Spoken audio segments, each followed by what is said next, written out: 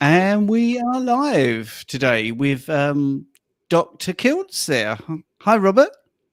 Hello there, Stephen. Nice to see you. Always great to be here with everyone on your great channel.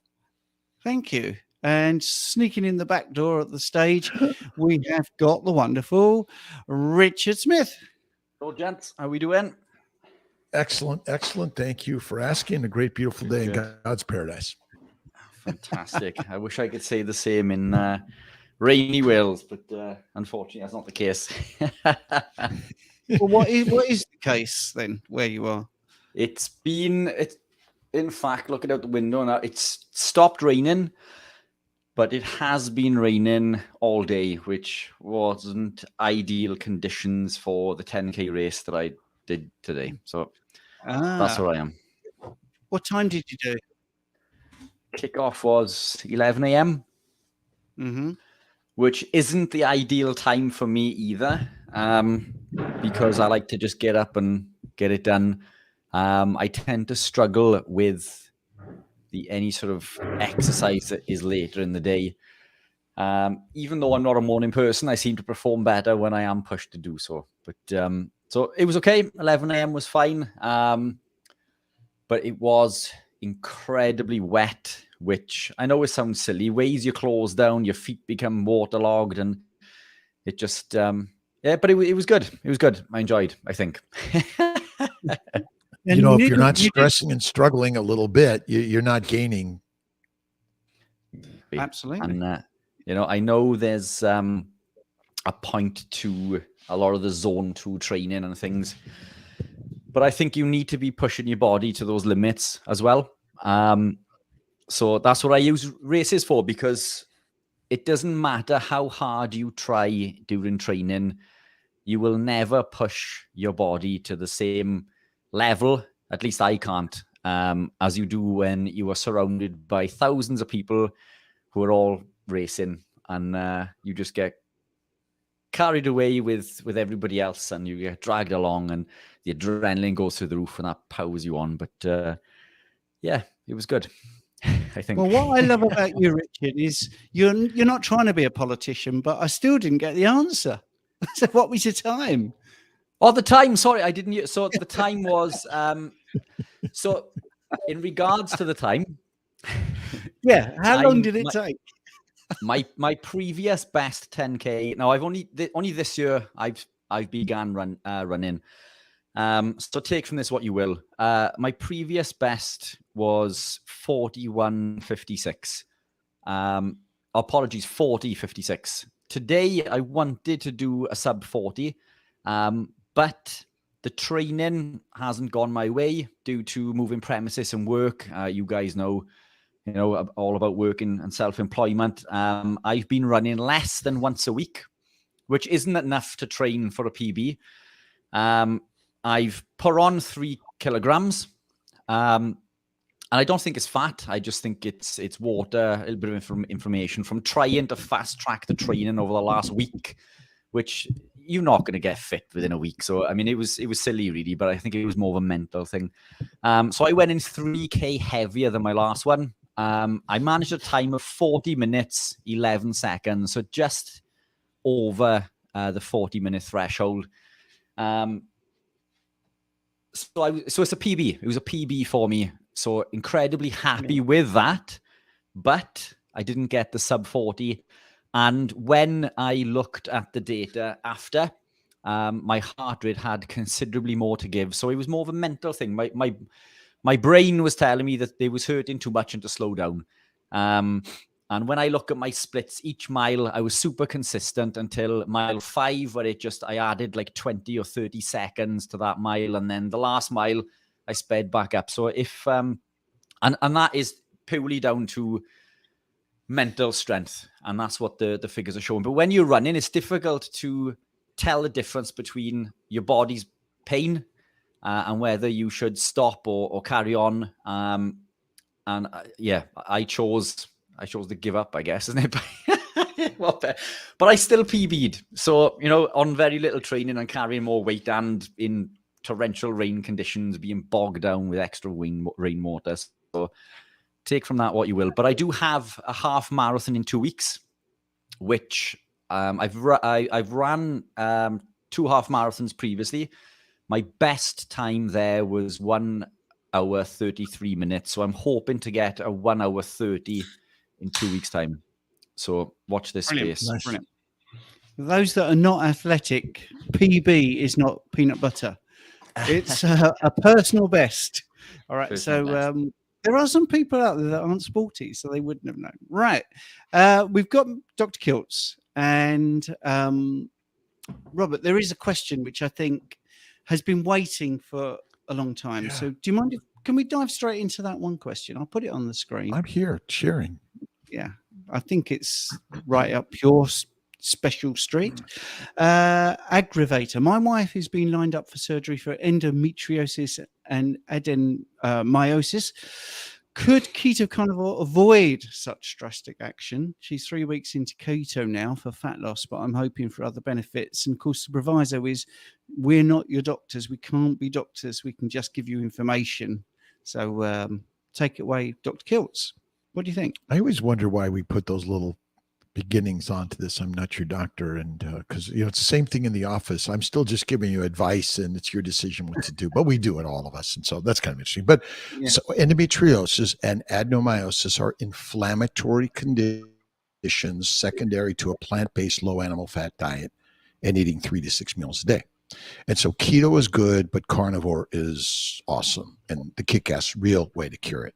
Again, endometriosis is secondary to intra-abdominal bowel inflammation, secondary to plant fermentation and the sugars that flow through your bloodstream and glycation, which we're going to talk about, is the carpet bombing or the Agent Orange that damages your glycocalyx and causes adenomyosis, endometriosis, and all sorts of other disorders of the intra-abdominal pelvic organ systems.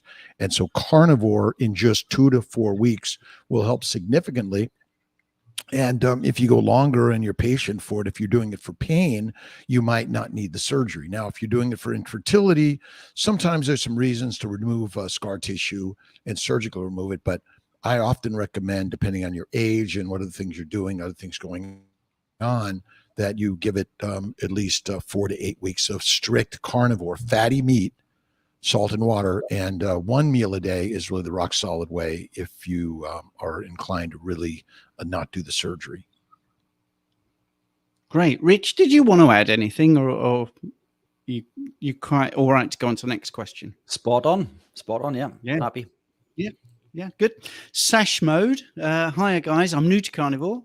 Please, could you tell me if you eat too much fat, where does the excess fat you eat go? Do you store the excess fat? Many thanks.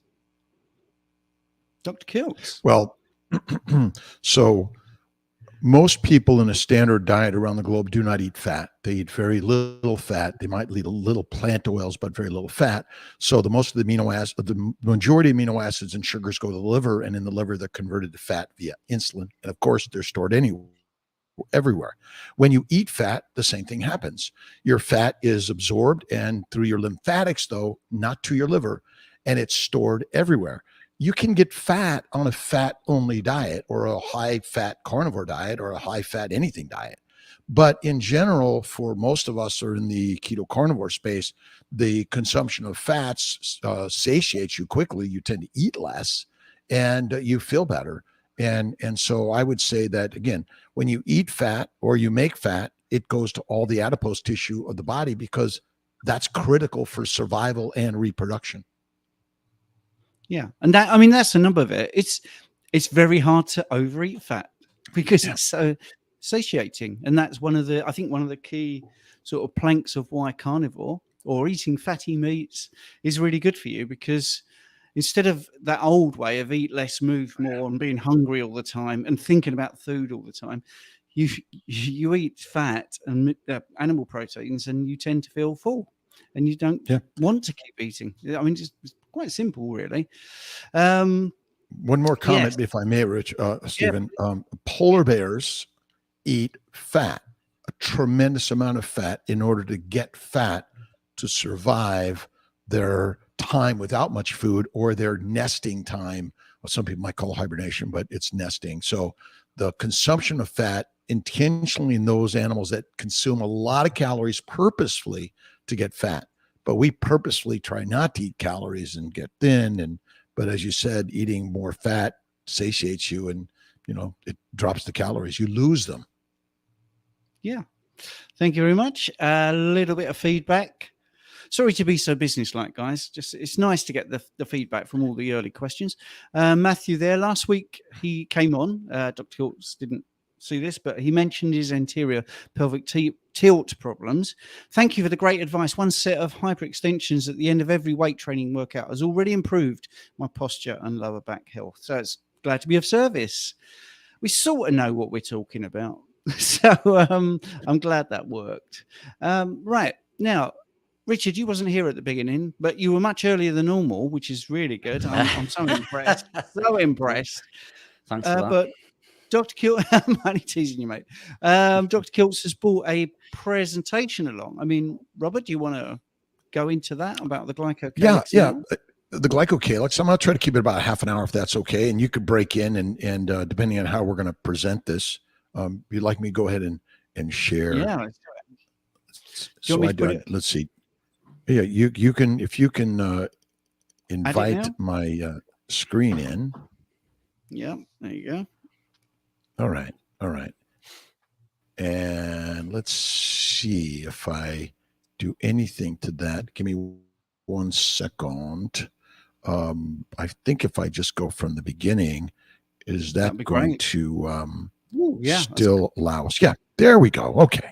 All right. The glycocalyx and beyond. And the real question I've always had is, what is sugar for in our body? And my sister died of diabetes, and I know that sugar is damaging to all of us. And I believe that it turns out that fat is the energy for our body, for the mitochondria. Well, then if sugar isn't the energy, then what's it for? And this is where I've learned about the glycocalyx. Now, let me see how can I make sure to change the slide. I think I want to be here. Can you still see me clearly? Yeah, I can see the slide. Good. Okay, good. Because in order for me to change the slides, I got to look at this part of it. But essentially, the world without sugar, without plants, would be desolate, and no life would exist. So we know that life requires plants, and it's for structure and it's for communication. I mean, basically, our environment and the land is full of plants, and if you decimate it and remove it, erosion and destruction happens, which happens in our body technically because there's this layer within our body of plants or sugars, which is called the glycocalyx.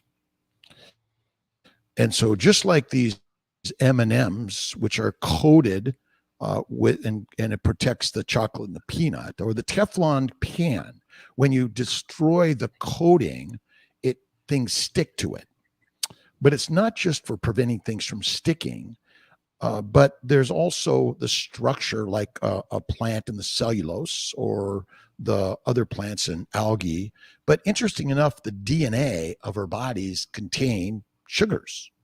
The keratin, which is the outer coating of our skin, contains sugars, and without it, it would be exposed just like this Teflon pan and would not allow things to get through, allows things to get through easily.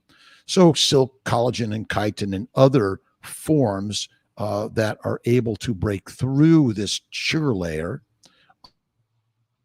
But there's a functionality sugars that I think we're all missing and not understanding. The majority, and it took me a while to figure this out, but basically plants and animals contain amino acids, simple sugars, and fatty acids, by the way. The majority of plants break down to sugars, and the amino acids and the sugars must go to the liver where they're converted to fat via insulin. As the liver cells get damaged, sugar and amino acids rise and insulin rises. So I think the liver is the cause of insulin resistance, and we'll talk about that another time. But basically, the fat stores provide the mitochondrial acetyl-CoA, and when you eat fat, it goes to the lymphatics and it's basically stored there in order to provide the energy for the mitochondria. But it also provides the building blocks, because adipose tissue contains amino acids, sugars, and fatty acids, which are the building blocks for every organism in the body.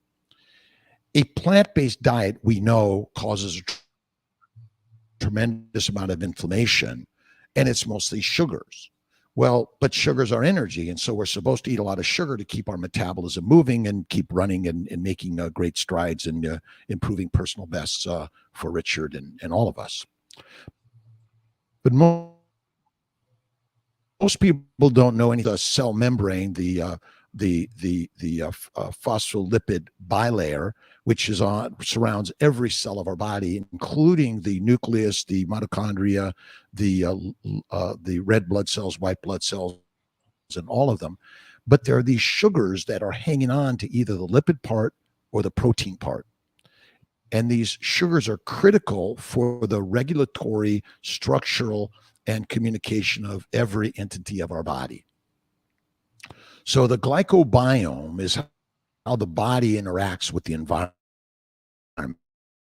And here's a picture of a protein in its globular three-dimensional function with these sugars. So the different colors represent monosaccharides, but they're linked and make a polysaccharide, which is called a glycan, which is like a barcode that says who I am and what I am. It elicits inflammation. It links to a sperm, an egg, an embryo, to the uterus, and it creates every biologic function of our body. And we damage these things because we're consuming a plant-based diet. But if you dissect a blood vessel, a lymphatic vessel,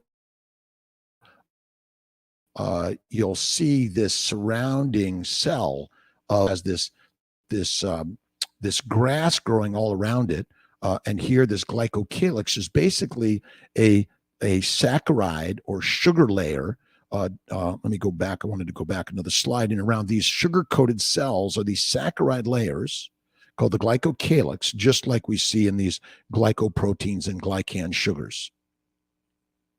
And if you want to butt in with any questions, I'm easy to go on that, by the way.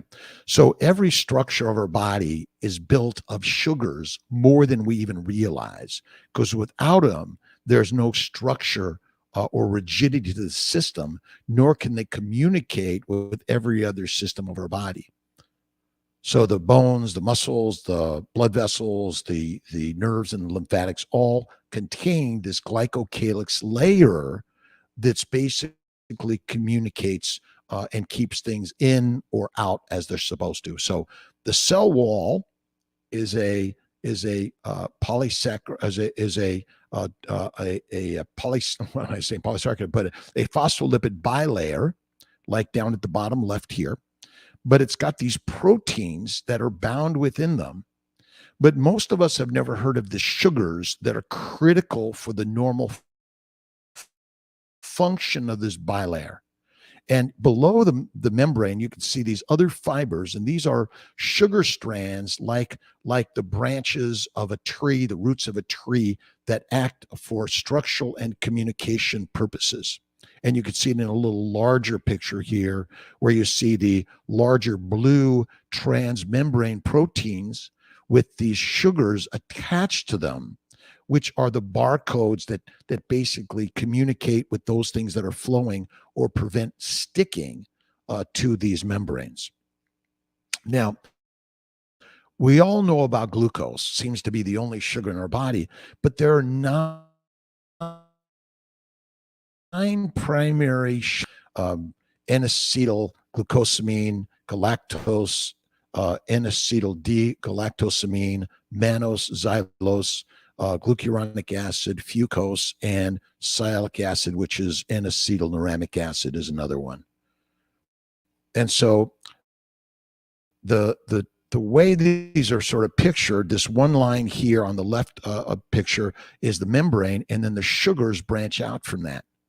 And so think of the amino acids to produce proteins, but the glycans glycosylate or normally are bound to these proteins and lipids, which give it its proper function and identity. It gives it its proper 3 dimensional structure and charge, pH, and I mentioned the three-dimensional structure. So the DNA, deoxyribonucleic acid, has sugars. They're bound there. Without them, our body doesn't function normally. The RNA then tells the ribosomes to make proteins. But this post-translational function of adding these sugars, the glycobiome, the sugar, which creates the glycocalyx. And again, these tell the environment and manipulate the environment and how it all interacts. So the endoplasmic reticulum on this right side, I think you're seeing on the right, that's what I see it as. The ribosomes make the proteins, which then are glycosylated.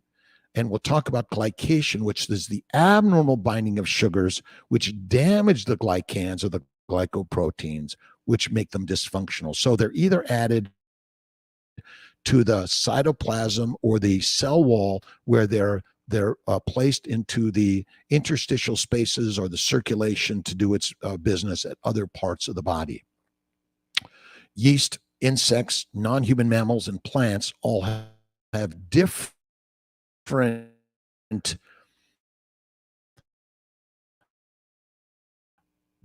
barcodes. And this is one of the reasons we have our allergic, have foreign antigens, which our body says stay out. And that elicits an immunologic reaction. And so humans have a lot of sialic acid, which are the purple triangles. And so it says come in or stay out. Now, this can be very, very complicated science, and we'll try to keep it as simple and as reasonably efficient as possible. But this science is really only about 20 years old. Carolyn Bertozzi just received a Nobel Prize for it. But basically, under normal methods of microscopic evaluation of a cell wall, all of this is dissolved and you can't see it. So newer methods were needed for us to be able to see this. But basically, it is the barcode of every system. And even cancer cells or invading microbes use this to hide from our immune system. And basically here you see in the cytoplasm is the mitochondria on the right, and the endoplasmic reticulum, the Golgi apparatus. And these are critical for the polypeptides or the protein chains. But then you have all these sugars that are added. That's called glycosylation. So heart disease, cardiovascular disease, blood clots, and stroke are all secondary to the breakdown of this layer, which is sugar. And if you're consuming a lot of sugars, plant sugars, or amino acids, which all convert to sugars, by the way, they damage this layer. And once it's damaged, it allows the blood components, the platelets and the plasma proteins and other erythrocytes to stick to it, ultimately causing damage and a heart attack or stroke or other damage. And we'll talk more about that in a minute.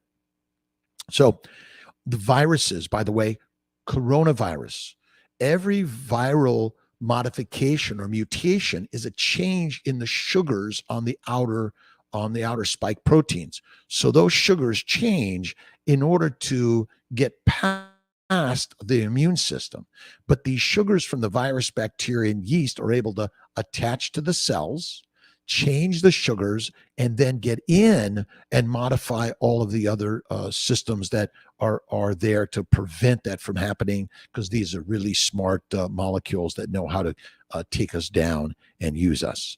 But our DNA has these polymers that are changed over time that probably are the reason for evolutionary change to organisms. So it's not the ATGC, but it's the sugars that then affect the epigenetic expression of those DNA molecules. So keratin, heparin, dermatin sulfate, chondroitin sulfate, we've all heard of most of these, but our skin, our hair, our nails all require grains of the cell walls in order to properly function, protection, or other means like reproduction. So structural, lubricants, transport, immunologic, hormones, HCG, AMH, TSH, These are all critical, and they're damaged secondary to high exposure to other organisms, glycans, plants, microbes, and all of these antigens affect our glycobiome and cause more breakdown and thus inflammation. So antifreeze, cell recognition for sperm and egg interactions. So think of glycooxidation. So glycosylation is the normal binding of sugars by the body naturally. It has the glycotransferases and enzymes to do that. And by the way, the majority of these are not determined by the genetic structure. There's other epigenetic factors that determine these. But I equate it to either a bombing raid or spraying of Agent Orange to cause glycation, which damages the outer coating of the cells and causes rust and damage. And all the diseases we suffer from our mouth, our teeth, our vessels, eyes, joints, colon, breast, lungs, every disease we have. And by the way, I do not believe that obesity is a disease. It's a sign and a reason why or how you got to where you're at, because you're a high plant-based eater. But plant antigens, plant glucose, plant chemicals, fermentation, auto-intoxication, very common problem. And I believe excessive exercise. But again, that's why when we'll talk more about that in another way. But it's garden from breaking down and more erosion and inflammation. And there's a whole science of N-glycans, O-glycans, and more. But think of these monosaccharides as critical for the function of every cell and organ system of your body. Leaky gut, breakdown in your vessels. This mucopolysaccharide layer is made up of glycans, sugars attached to proteins or lipids that keep the microbes and other antigens like lectins, oxalates, and phytates out. When this breaks down due to excessive consumption of plant-based diet, you cause a leaky gut. Things get in, things get out. They get into the vessels, the lymphatics, and they cause every disease you and I suffer from. A nice picture where you can see a epithelial cell. It could be of the lymph system. It could be of the peritoneal system, arteries, veins. Any tubular structure has this epithelial system, which has these glycolipids and glycophospholipids that bind to the sugars, which make up the glycocalyx. And there are many, many, many of these, and the science is really radical, amazing, and very detailed. And they're using it for the COVID vaccines, for cancer therapy today. You name it, it's trying to be specific to your glycobiome and seeing whether or not we can identify these sugars and create a targeted treatment. When the glycocalyx is damaged, normally the vessels, the blood flows through a straightforward motion, but it creates the phospholipid membrane and causes more damage and disease. So endometriosis, adenomyosis, bowel disorders, irritable bowel syndrome, they're all related because they're all related to breakdown of the glycocalyx, and which basically now allows the immune system to come in there and try to repair these areas. But it's the constant daily exposure since the day you're born to the day you die of these glycoproteins, which are foreign to our body in any significance and frequency. That's why one of the things I focus on is, rather than all the blood testing, I ask the question of what you're eating and focus on diet as much as anything else. But there are these mucins, which are made up of these glycoproteins, which have negative charges, which bind to the positive charged particles, lectins, oxalates, phytates, and microbes, and works its way to try to keep them out of the epithelial layer. But because we're chronically exposed and or our mucus layer is chronically damaged, we're doomed to have a significant increased risk of death and damage to things like the COVID virus, the flu virus, and more. Okay, the antibodies. Our antibodies are glycoproteins. They contain these sugars bound to the proteins, which are critical in order to tag these foreign particles or tag the cancer cells. But they're damaged due to a plant-based lean meat diet and 3 to 6 meals a day, which is basically killing us. Now, why some people and not others, it's probably related to their glycobiome mix and their glycocalyx, their barcode, that they're able to tolerate some things better than others.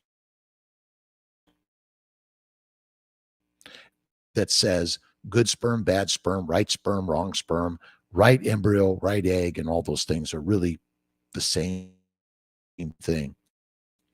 So the glycocalyx is damaged because we're glycation and oxidation combined, which will damage the egg, sperm, the embryo, and the implantation environment. And the same thing with endometriosis and adenomyosis. And basically, plant sugars glycate. And think of them as the rust blends, a plant-based lean meat, no red meat, and wine for a pregnant and lactating woman. And by the way, healthy fats, which we call seed oils and avocado.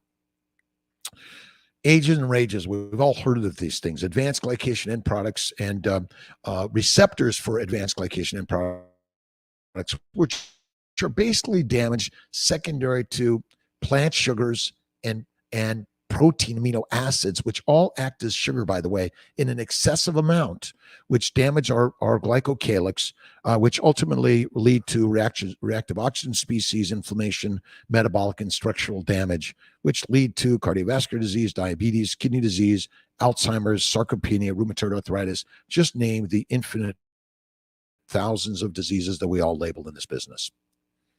Glycosylation, glycome, it's the complete repertoire. So all of the sugars and the glycoconjugates composed of carbohydrates or sugars attached to the lipids or the proteins.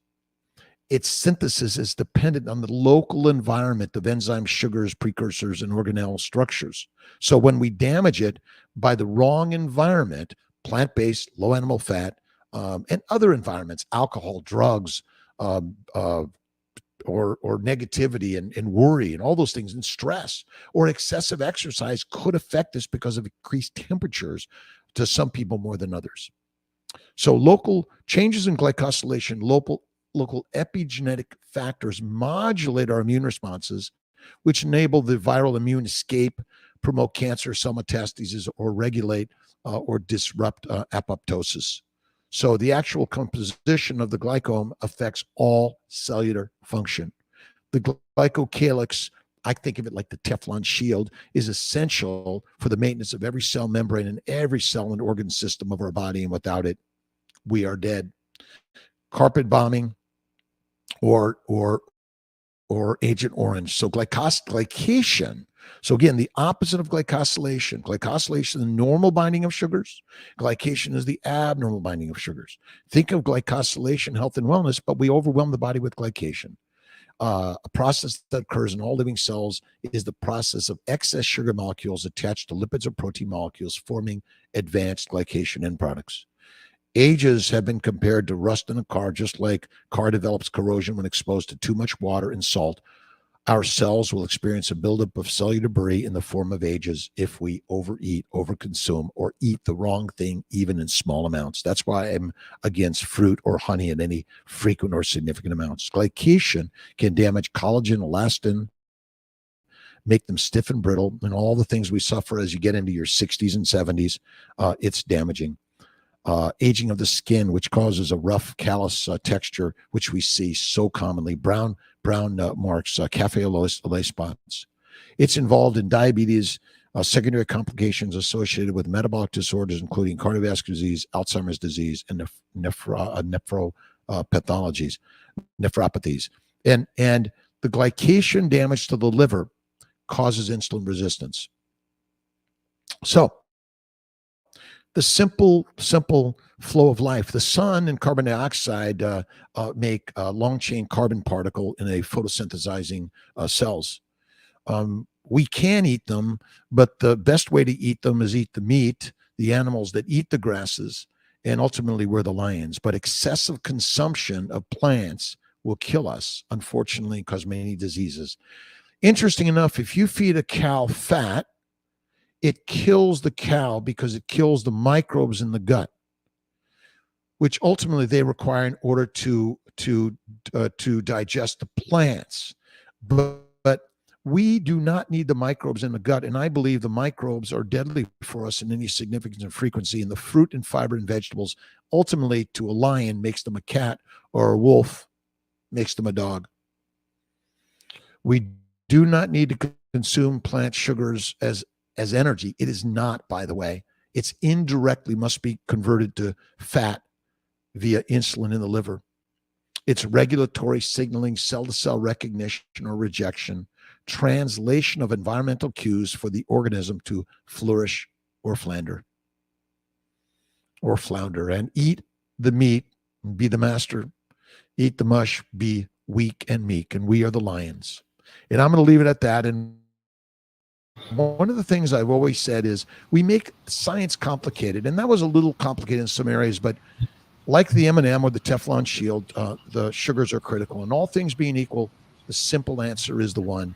And if we stick to thinking simplicity, and carnivore is like so simple and easy, it's fatty meat, salt water, and enjoy life every day. So thank you for allowing me to share that. It's our pleasure. And I can see in the comments, people think it's fascinating and beautifully explained. Someone said they're late, but they're ready for the lecture. So, yeah, it's really good. That was great. Rich, you're very interested in this. Do you have any questions that have sprung to mind? No, that was fantastic. I think Dr. Kiltz has eloquently covered sort of everything in depth and in basic terms.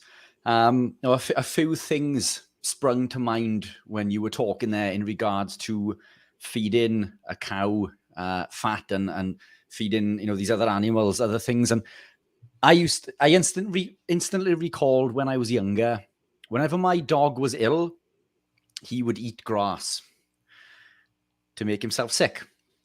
And that's what I think of. We are that carnivore. We are the dog. We shouldn't be eating these plants.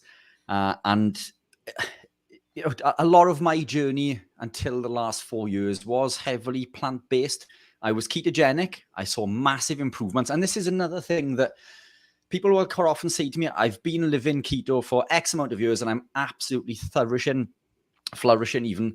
And that's great. That's because you've taken away all of these other toxic foods. So you are fit and healthy in spite of, not because of. So you are consuming a lot more animal proteins, healthier fats. But yes, you're consuming veg, but the veg is not contributing to your health and well-being. And I would argue the fact that it is slowing your progression down. Some people can go through life and they can maintain that and be fit and healthy. But it's up to that individual to decide where on this sort of sliding scale that they sit. But I'm carnivore. Steve's got the three of us are carnivore. And I think this is the creme de la creme. This is the pinnacle of health and well-being. But I'm a supporter of all avenues of this because I didn't wake up yesterday and decide I was going to become a carnivore. Yet I'm a massive meat lover. But I never once thought that I would ever just be eating meat, eggs, fish, cheese. It took me a long time through education because we are told that these vegetables are highly nutrient dense, and they're not. We're told that they are essential for life, and they're not. We're told a carbohydrate is essential for life. We think that there is magical, mythical compounds within these fruits and vegetables, antioxidants. An antioxidant in a food term is predominantly a myth.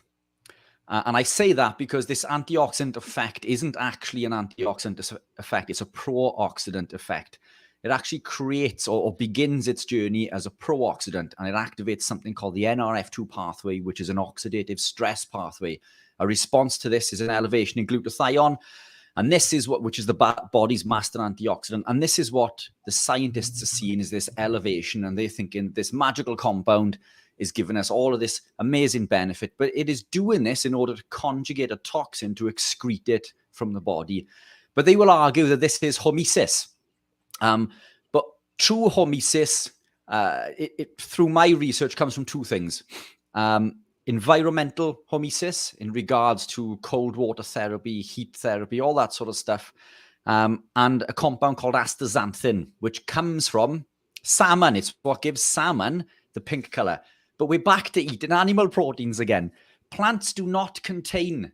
Now, astaxanthin is the only carotenoid that does not begin its journey as a pro-oxidant. So the only true antioxidant that I can see that exists in human form, as far as what people are calling an antioxidant, comes from animal proteins. These antioxidants do not exist in meats. They are not these magical unicorn compounds that are there to heal and repair the body. They do nothing, in my opinion, but cause damage. But if you need to keep a little bit of that in order to sustain... So this is a question that somebody said to me the other day. I want to be carnivore. I want to reap all of these benefits, these brilliant benefits that you guys speak about all the time. But I'm struggling. I find my food bland, and I do like eating veg. So my answer to that was, you're better off eating a little bit than falling off the wagon and getting back on the carb train and this processed food train.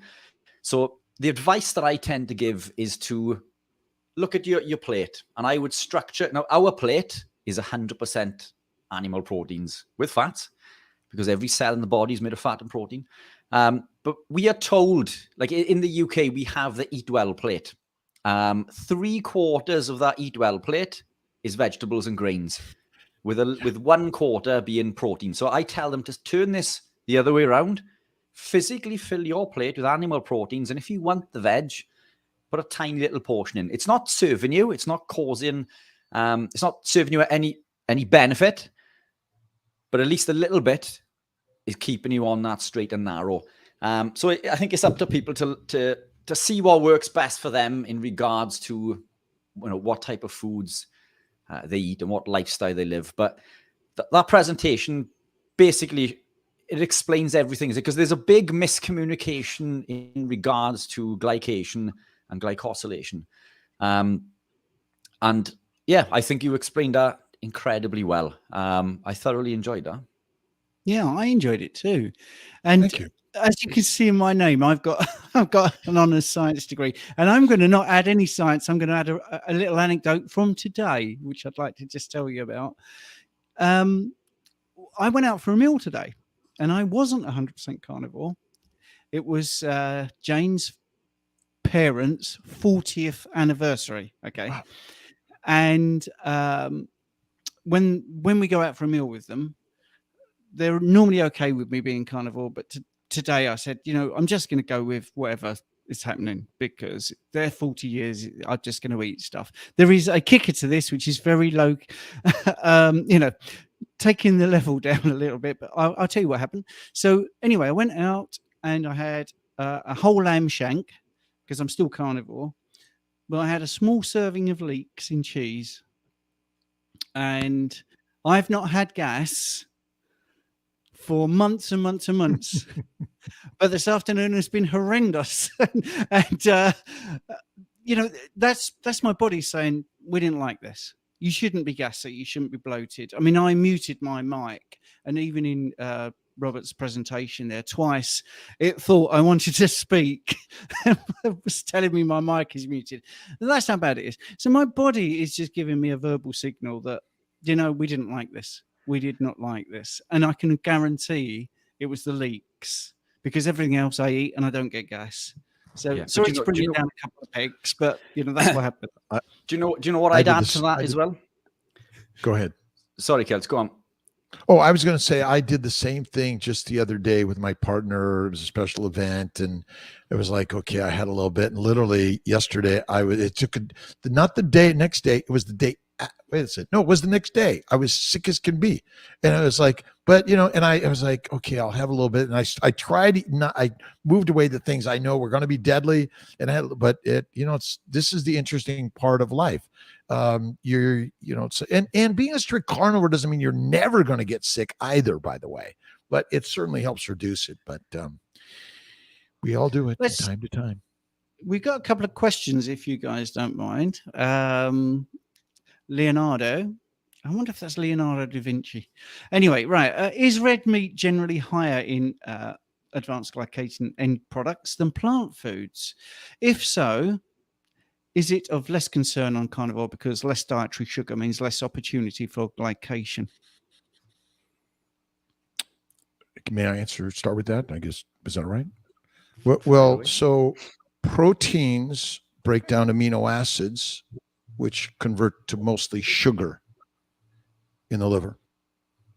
And so our body isn't making a bunch of proteins, and we have plenty of amino acids circulating anyway. But so I think it's the sugars from the proteins which can contribute to the glycation problems of the body, because we know that amino acids require insulin in order to convert them to fat. So I don't think there are more in meat. I think there are probably less in meat. But as you saw, each of the meats, chicken, lamb, goat, bison, elk, beef, contains their own barcode that some people are going to have a little bit more of an antigenic reaction to it than others. And for some people, dry aged meat may contain a little bit more of those antigenic components we'll call ages and rages and those sort of things. I mean, I think the science is, again, it sounds good, but I think that for some people, beef could be a problem and they need to work towards lamb. And it sounds like Richard likes lamb, or Stephen, but I also like lamb and I think I do really well with it. And one other thing I just want to mention, because Richard said this about, I think it's the fat. Interesting about the salmon eggs, it's a combination of the proteins, but it's the fat, because they have a lot of fat. And it's the thing about the cows. Why did the cows die? Because the fat killed all the microbes in their gut. And so when you eat fat, it's the most antimicrobial you can ever do to kill the microbes in our gut. And, all of our diseases are mostly related to microbial overgrowth. And that's great. And can I just also add that Ivor Cummins did a fantastic thing about the glycocalyx about 4 or 5 years ago. So very advanced, and he did some brilliant slides, very similar to Robert's, but he had the glycocalyx on a slide, and they were able to show that it was all fluffy like the grass, and then when you had carbohydrates, it just flattened. Yep. And it was showing that had the biggest effect on the glycocalyx. And we've only got a certain amount of time. I'd like to get to one other question, as we've got these great people bothering to turn up and watch. Crypto Carnivore has got this question: on the lion diet for 9 months, well done, only going poop every 3 to 7 days, stomach cramps day I go, then end up getting at least 4 times in hours with urgency. Any suggestion? So basically, what he's saying, it doesn't poop, but then when he does, or she, the stomach cramps happen, and end up going at least 4 times in hours with urgency. So that's an evacuation that's happening. I mean, this is the thing. When you are eating this way, there's not much waste being produced, but there's always going to be some waste, and you've got a transit time as you absorb that food. So you're going to get a period of time where there will be some waste, and 3 to 7 days is not uncommon. If you're very strict, if you're lion, that I've heard that many times. For the stomach cramps, that could be electrolytes. You could be a little bit dehydrated. What do you think, Rich? Because you tend to get into this sort of thing. Yeah, I mean, 9 months, believe it or not, I don't believe is an awful long time. I've known people to take an awful lot longer to adapt. As Dr. Kiltz, mentioned earlier, the whole gut microbiome takes an awful lot. We are what we eat. And this is why the cow dies when you feed it something that the gut microbes can't process. we are coming from this environment of feeding rubbish to our gut, and then we start feeding it a foreign body, in essence, and the gut microbes don't know how to process, and it can cause all sorts of issues. So, I mean, 9 months to me doesn't seem like an awful long time. There could be other factors in regards to this as well. I mean, maybe the cuts are too fatty and the bile production hasn't upregulated, so there could be a bile issue. There could be a salt issue, as you say. Maybe the source of meat isn't good. Again, Dr. Kiltz mentioned aged meats. Aged meats become oxidized in the same way that vegetable oils do over time, so they can cause issues within the body. Are you getting it from the shop, or is it farm bought? Because a lot of shop bought meats are injected with nasty toxins and antibiotics. So there's a whole myriad of unanswered questions, I think, there. But it and some people, I think, again, Dr. Kiltz mentioned this, some people do better with lamb. So it could be a case of maybe trying a different cut, for example. Now, the interesting thing there, these blood tests that they give, you can use to see what foods that you are allergic to. Now, I've done 4 of these previously. That's 3, but I thought, show the 3 fingers, but it's 4. Every one of these gave me a different result. So this is why I think they're a complete load of rubbish. And 2 out of these 4 said to me that red meat does not work well in my body. I eat red meat now every day, and I am the healthiest and fittest that I have ever been. But for anybody else who had taken that advice on board, they could be removing one of the most nutrient-dense foods on the planet from their diet. But I just thought, interesting fact that I thought I'd add in there. But Healthiest. Dr. Kiltz, I think you were looking at some slides there. Did you have something? Oh no, I was just trying to find the slide where it showed the breakdown. So the one slide again, the leaky gut, it's the breakdown of the glycocalyx. So when the glycocalyx has been destroyed, that's when disease happens. So it wasn't the original slide. So I was just seeing if I could show it to you, but do you want me to add it? No. It's good. I didn't have the one that I think that I was looking for, but it really is. Just again, it's back to when the forest is deforested, the erosion happens, and that's all disease. So think of the forest and the garden as the glycocalyx. Without it, life does not exist. Yeah, for sure. And it's really just so simple. We do contain a sugar layer. That's why glucose is in our body. But it's just another one of the glycans or the monosaccharides to provide for the glycocalyx. It's nothing special more than any of those other sugars that I mentioned. But we keep on focusing on it because if you think about diabetes type 2, and my sister died of this again, we focus on giving diabetics sugar and giving them a drug to lower it when we know that it's never required in the human diet. So we're actually causing the diseases. We're not willing to go out there and say, no, wait a minute, you're destroying the glycocalyx by giving your body. It's like if I fed you bacteria, yeast, and viruses in a cup every day. And remember, probiotics to me are the deadliest thing. But if I said, here's a cup of yeast and viruses for you to drink every day, and you got sick, and I'd say, just unlucky. But in fact, it's not luck. It's our inability to see through. And modern medicine, and you talk about this all the time, and both you, Richard and Stephen, how important it is that modern medicine, and we are taking over in the sense of sharing the story, because the doctors are not doing it, and science is not doing it either. The simplicity of the story is remove the plants of any significance. But as you, Stephen, and myself, a little bit of carbs were really got to us. But if you focus on fatty meat, you'll be healthier than ever. Yeah. Just to add to that, I mean, coming off the back of that, when Stephen mentioned, and the two of you that, you now and again indulge in non-sort of carnivore foods, and we all get shot down for it, but we're all only human. The difference is that we have healed our gut. So through living the lifestyle, our enterocytes are intact.